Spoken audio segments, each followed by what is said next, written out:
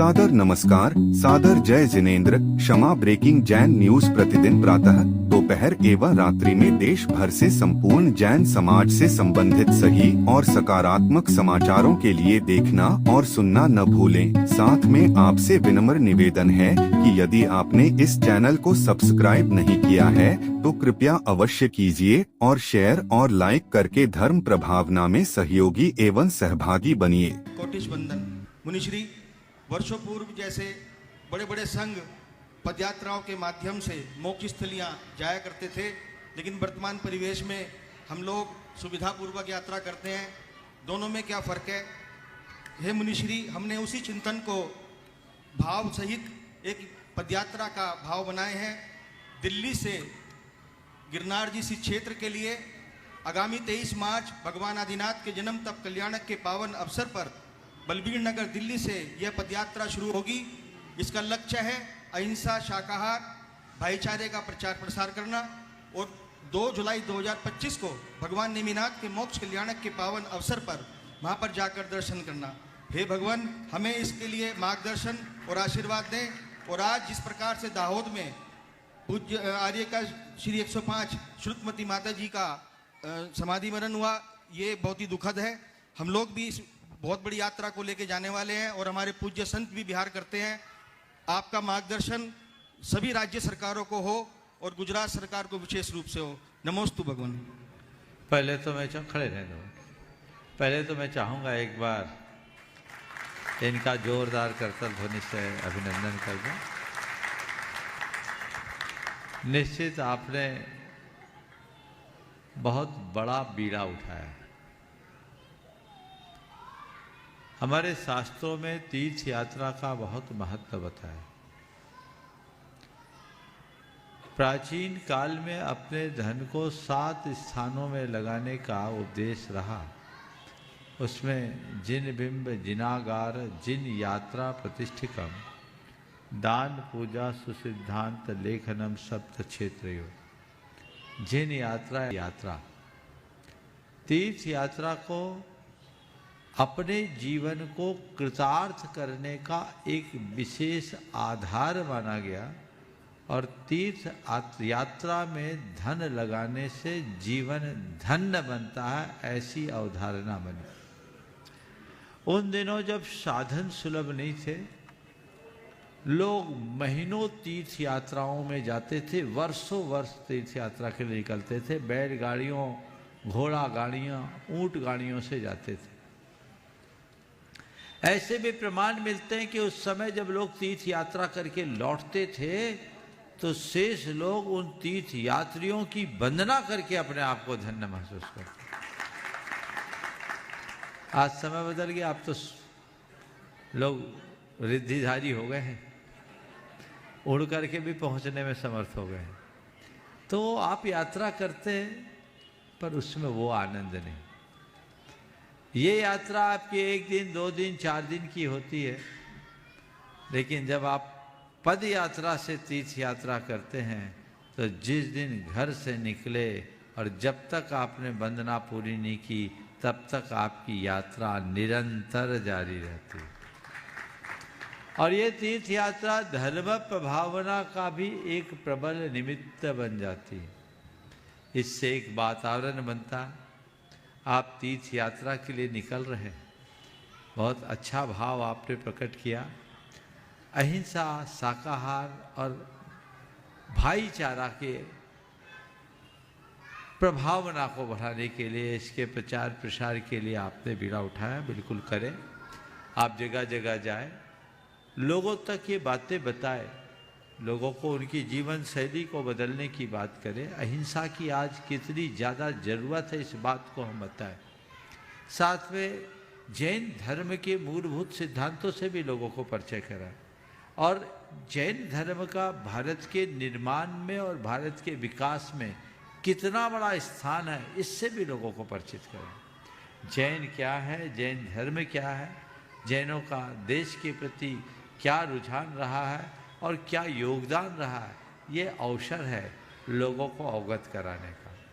यदि आप ऐसा कराएंगे तो सुनिश्चित रूप से एक अच्छा वातावरण बनेगा, लाभ होगा। दूसरी बात जो आज आपने कही, आज की जो घटना अभी शाम को ही मेरी जानकारी में आई, बहुत दुखद घटना है। इस तरह की दुर्घटना आम होते जा रही, सबसे चिंता का विषय। थोड़ा एक दो कार्यकर्ता इन बच्चों को संभालो भाई, सब बच्चों को यहाँ बुला लो, नहीं तो उनकी माताएं हैं तो अपने अपने बच्चों को संभालो। देख लो सबको एकदम, एक भी उधर ना हो देख लो, संभाल लो। ओह तो मैं आप सबसे कह रहा था, ओ ये बहुत ही दुखद घटना है और सबको इससे कष्ट। लेकिन सबसे ज़्यादा चिंता का विषय यह है कि ये घटना आम हो रही। हम लोगों के साथ होता अक्सर ये है कि ऐसी घटनाएं होती है, अपनी संवेदनाएं प्रकट करते हैं और ज़्यादा है तो सोशल मीडिया में थोड़ा एक्टिव हो जाते हैं, सरकार को कुछ गालियां देना शुरू कर देते हैं या समाज में 10-5 सुझाव रख देते हैं और अपने कर्तव्यों की इतिश्री कर लेते हैं। ये इसका समाधान नहीं है। मेरे देखे इस कार्य के लिए 4 स्तर पर काम करना चाहिए। पहला,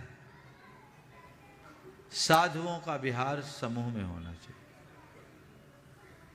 दूसरा, साधुओं के विहार के क्रम में उनके आगे और पीछे प्रोटेक्शन के लिए आप लोगों को अपनी मजबूत गाड़ियां रखनी चाहिए। तीसरा, साधुओं के विहार की पूर्व सूचना संबंधित थानों को होना चाहिए। वहां से आपको पुलिस सुनिश्चित करना चाहिए, उनके संरक्षण में विहार का मार्ग बिल्कुल व्यवस्थित हो।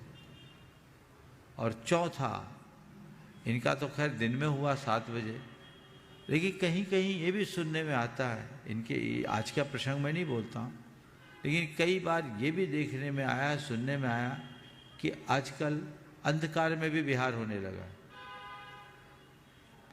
जब तक विजिबिलिटी क्लियर नहीं हो तब तक विहार ना करें। सुबह सुबह जब आप एकदम धुंधलके में विहार करते, गाड़ी वाले खुमारी में रहते, नींद के या नशे के झोंके में हो तो दुर्घटनाएं घटेगी। यदि ये चारों उपाय करें, क्योंकि हमारा जीवन कीमती, हमें अपना करना चाहिए। शासन को तो केवल हम उनसे सिक्योरिटी, लेकिन अपनी भी होनी चाहिए। और एक और सुझाव मैं दूंगा, शासन की सिक्योरिटी के साथ साथ अगर ऐसी कोई व्यवस्थाएं हैं जिनकी साधुओं की प्रभावना कम हो, लोग कम हो, तो समाजों को चाहिए आप सिक्योरिटी गार्ड साथ में बिहार में लगाइए, पेड रखिए। समाज इतनी कमजोर नहीं है, सक्षम हो करे। पर दुविधा तब आती, इक्का दुक्का साधु आते हैं तो समाज क्या करे।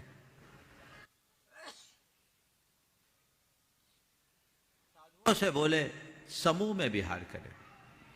कई बार ये भी देखने में मिलता है, ये निवेदन आपको सभी साधु संतों को करना चाहिए, ये संदेश भी पहुंचाना है। एक बड़ा संघ है, लेकिन एक बड़ा संघ का पहला छोर से आखिरी छोर 1 किलोमीटर का हो जाए, तो हमारा डिसिप्लिन अगर हमारे साथ नहीं होगा तो प्रशासन भी हमारे साथ क्या करेगा। ये प्रवृत्ति पर लगाम लगनी चाहिए। एक संघ है, समूह है, बस 25-50 फीट के एरिया में जाए, वो जत्था जाए और चलते समय एक ध्वजा लेके चले। वो ध्वजा दूर से दिखनी चाहिए,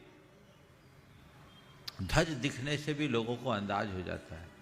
तो ये सारी व्यवस्थाएं यदि बिहार में आप लोग कराए तो बहुत अच्छा हो, तभी हम सुरक्षा दे सकते। अब कई बार ऐसी स्थितियां बनती है कि जिस साधु की प्रभावना अच्छी होती है उनके साथ तो सब लग जाते हैं, और जिनकी प्रभावना थोड़ी कम होती है उनके साथ कोई नहीं आती, और जबरदस्ती किसी को भेजा भी नहीं जा सकता। तो उनके लिए मेरा एक परामर्श है, हर समाज के लोगों को अपने प्रतिष्ठानों में कुछ ऐसे लोगों को भी रखना चाहिए जो ऐसे मौके पर साधुओं का विहार करा सके।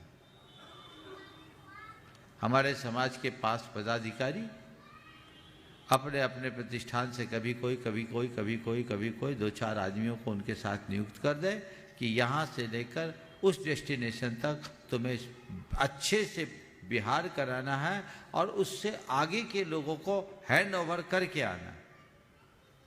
सुरक्षित हो गए। साधु का जीवन कितना मूल्यवान, जीवन तो हर किसी का मूल्यवान है, लेकिन साधु का जीवन कितना मूल्यवान है आपने कभी विचार किया? कितनी कठिनाई से, कितनी दुर्लभता से कोई साधु जीवन को अंगीकार करता है। वो तपस्या करता है, साधना करता है, और ऐसे अकाल मौत का शिकार हो जाए तो इस समाज के लिए भी बहुत सोचनीय है। साधु समाज के आश्रित है तो साधु की सुरक्षा करना भी समाज की जिम्मेदारी है। तो समाज वो जिम्मेदारी को स्वीकार करे और ये तत्परता से बिहार सुनिश्चित करे, बिहार को हल्के में न ले। ज्यादातर महाराज आप हमारे यहाँ आओ, हमारे यहाँ आओ, हमारे यहाँ आओ, निवेदन तो कर देते, साधु बिहार कर दे तो कोई नहीं आता। ऐसे में व्यवस्था कैसे होगी? समाज को अपनी जिम्मेदारी जवाबदारी के रूप में स्वीकारनी होगी, तब इस तरह की घटनाओं से बचा जा सकेगा। इसमें उदासीनता कतई उचित नहीं है। मैं पूरे देश भर की समाज को यही संदेश देना चाहता हूं कि इस पर बहुत गंभीरता से विचार करे और इस समस्या का स्थायी हल ढूंढे। बहुत बहुत आशीर्वाद। Kshama breaking Jain news YouTube channel पर विज्ञापन देकर धर्म प्रभावना में बने सहभागी।